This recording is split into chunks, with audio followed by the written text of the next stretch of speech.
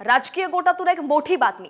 राज्यपाल नियुक्त 12 आमदारांची यादी सरकार लवकरच सादर करणार असल्याची माहिती आहे। भाजप 6, शिवसेना शिंदे गट आणि अजित पवारांच्या राष्ट्रवादीला प्रत्येकी 3 जागा मिळणार अशी माहिती सूत्रांनी निश्चित केली आहे। विधानसभेत फायदा होईल अशांचीच या 12 जागांवरती वर्णी लागणार असल्याचं बोललं जात आहे। तर अलीकडेच शिंदेंसह दोन्ही उपमुख्यमंत्र्यांमध्ये खलबत झाली होती।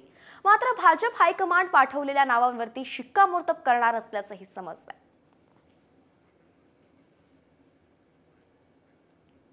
संभाव्य नावांची यादी लवकरच जाहीर होणार असल्याची माहिती आहे।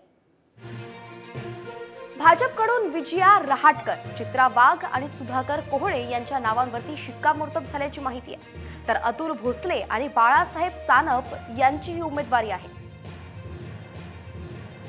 शिवसेनेकडून रवींद्र फाटक, मनीषा कायंदे आणि राहुल शेवाळे ही 3 नावं राज्यपाल नियुक्तीसाठी गेली। तर राष्ट्रवादीकडून सिद्धार्थ कांबळे, रुपाली चाकणकर आणि बाबा सिद्दीकी यांची नावं देण्याची शक्यता आहे।